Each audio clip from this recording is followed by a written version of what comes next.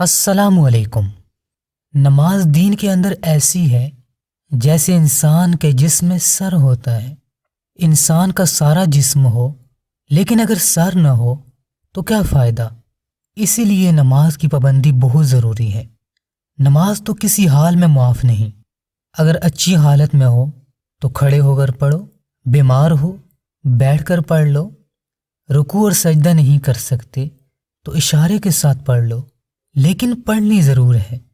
اگر کہیں پہ جنگ ہو رہی ہو، سامنے دشمن ہو، موت نظر آ رہی ہو تو اس وقت بھی اگر نماز کا ٹائم ہو جائے تو نماز معاف نہیں۔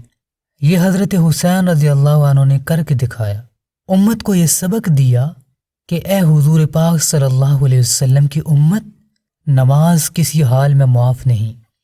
سارے کاموں کو چھوڑ دو، نماز کی پابندی کرو۔ اور آپ یہ بات بھی یاد رکھیں کہ جو انسان اپنی دعائیں قبول کروانا چاہتا ہے اس کے لیے نماز کی پابندی ضروری ہے، کیونکہ دعائیں جو زیادہ قبول ہوتی ہیں وہ نماز کے بعد ہی ہوتی ہیں۔ فرض نماز کے بعد فجر کے فرض ادا کیے تو دعا مانگی، ظہر کے فرض ادا کیے تو دعا مانگی، عصر کے، مغرب کے، عشاء کے، ہر فرض نماز کے بعد اگر انسان دعا مانگے تو ایک دن میں اس کی کتنی دعائیں ہوں گی۔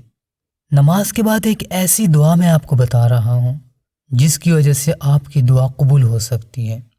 میرے دوستوں اور میری بہنوں، اگر آپ کو نماز کی توفیق ملتی ہے، آپ نماز کی پابندی کرتے ہیں تو اس پہ اللہ کا شکر ادا کریں۔ اور آپ لوگ یہ بات سوچیں کہ کتنے ہی لوگ ایسے ہیں جو تندرست ہیں، جن کے ہاتھ پاؤں زبان سب کچھ صحیح کام کرتا ہے، ان کے پاس وقت بھی ہے، صحت بھی ہے، لیکن پھر بھی نماز کی توفیق نہیں ملتی، نماز نہیں پڑھتے، تو دراصل اللہ تعالیٰ ان کو توفیق ہی نہیں دیتا۔ اللہ انہی لوگوں کو توفیق دیتا ہے جو کوشش کرتے ہیں، جو ارادہ کرتے ہیں۔ ایک انسان ارادہ ہی نہ کرے تو کیسے اس کو نماز کی توفیق ملے گی؟ اللہ تعالیٰ جب انسان سے خوش ہوتا ہے تو اسے نیکی پہ لگا دیتا ہے، اور نماز بھی ایک بہت بڑی نیکی ہے۔ حدیث میں تو آتا ہے کہ اللہ تعالیٰ بندے کے دل میں نیک عمل کا خیال ڈال دیتا ہے، اور اسی نیک عمل میں انسان کی موت آ جاتی ہے۔ کتنی خوش قسمتی ہے، کتنی خوش بختی ہے۔ آپ لوگ ذرا یہ بات سوچیں کہ جو انسان دعا کا ارادہ کرے گا، دعا مانگنا چاہے گا، تو وہ سب سے پہلے وضو کرے گا، پھر نماز پڑھے گا، پھر دعا مانگے گا، تو اس کے ہر عمل میں کتنے بڑے بڑے فائدے ہیں۔ سب سے پہلے جب انسان وضو کرے گا تو حدیث میں آتا ہے، رسول اکرم صلی اللہ علیہ وسلم نے فرمایا کہ جس آدمی نے وضو کیا اور اچھی طرح وضو کیا، یعنی ہاتھ صحیح طرح دھوئے، صحیح طرح کلی کی، سارے کام صحیح طرح کیے، تو اس کے جسم سے اس کے گناہ خارج ہو جاتے ہیں، نکل جاتے ہیں۔ کیسے نکلتے ہیں؟ فرمایا کہ اس کے ناخنوں کے نیچے سے بھی نکل جاتے ہیں۔ مطلب یہ ہے کہ اس کے چھوٹے چھوٹے گناہ جو بالکل معمولی گناہ ہیں وہ بھی اللہ تعالیٰ معاف کر دیتا ہے۔ تو اب ایک انسان نے وضو کیا، وضو کے ساتھ اس کے سارے گناہ معاف ہو گئے، پھر وہ نماز کے لیے کھڑا ہوا، نماز ادا کی، اللہ کے سامنے جھکا، اس کے سامنے سجدہ کیا، اللہ تعالیٰ نے اسے پسند کر لیا، اللہ تعالیٰ اس سے خوش ہو گیا، اللہ تعالیٰ کی طرف سے پکار آئی کہ اے میرے بندے، مانگ، کیا مانگنا چاہتا ہے؟ آج میں تیری ساری حاجتیں، ساری مشکلیں حل کر دوں گا، بتا کیا چاہتا ہے؟ تو وہ انسان دعا کے لیے ہاتھ اٹھاتا ہے۔ اور ایک بہترین طریقہ، ایک بہترین دعا جو آپ نے ہاتھ اٹھانے سے پہلے پڑھنی ہے، یہ دعا اللہ کے نبی صلی اللہ علیہ وسلم نے ایک صحابیہ کو سکھائی۔ فرمایا کہ 10 بار سبحان اللہ پڑھو، 10 بار الحمدللہ پڑھو، اور 10 بار اللہ اکبر۔ بتایا کہ اگر ایسا کرو گی تو اللہ تعالیٰ تمہارا کام کر دے گا، تمہارا جو مسئلہ ہے اللہ تعالیٰ اسے حل کر دے گا، تمہیں مشکلوں سے نکالے گا، تمہاری حاجتیں پوری کرے گا۔ تو جب دعا کرنے کا ارادہ ہو، اللہ سے کچھ مانگنے کا ارادہ ہو تو وضو کریں، وضو کے ساتھ اپنے گناہ معاف کروائیں، پھر نماز پڑھیں، نماز کے ساتھ اللہ کو خوش کریں، اس کو راضی کریں، اس کے در پہ اپنا مقام بنائیں۔ جب اس کو خوش کر لیں گے، اس کو راضی کر لیں گے، پھر 10 بار یہ کلمات پڑھیں، پھر دعا مانگیں، دیکھیں کیسی دعائیں قبول ہوتی ہیں۔ اور ہاں، اپنی دعا کے شروع میں درود شریف لازمی پڑھیں، 10 بار یہ کلمات پڑھیں۔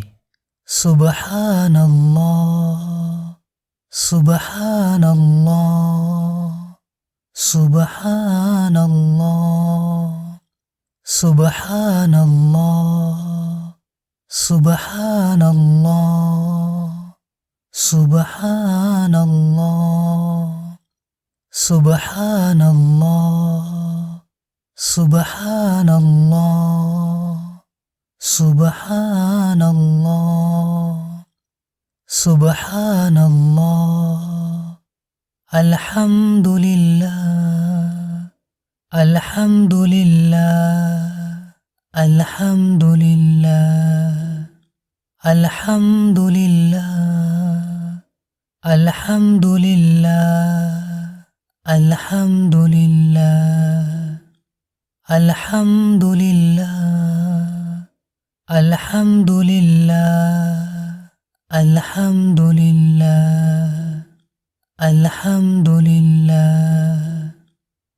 اللہ اکبر، اللہ اکبر، اللہ اکبر، اللہ اکبر، اللہ اکبر، اللہ اکبر، اللہ اکبر، اللہ اکبر، اللہ اکبر، اللہ اکبر، سبحان اللہ، سبحان اللہ، سبحان اللہ، سبحان اللہ، سبحان اللہ، سبحان اللہ، الحمد للہ، الحمد للہ، الحمد للہ، الحمد للہ، الحمد للہ، الحمد للہ، اللہ اکبر، اللہ اکبر، اللہ اکبر، اللہ اکبر، اللہ اکبر، اللہ اکبر، اللہ اکبر، اللہ اکبر، اللہ اکبر، اللہ اکبر، اللہ اکبر، اللہ اکبر، اللہ اکبر،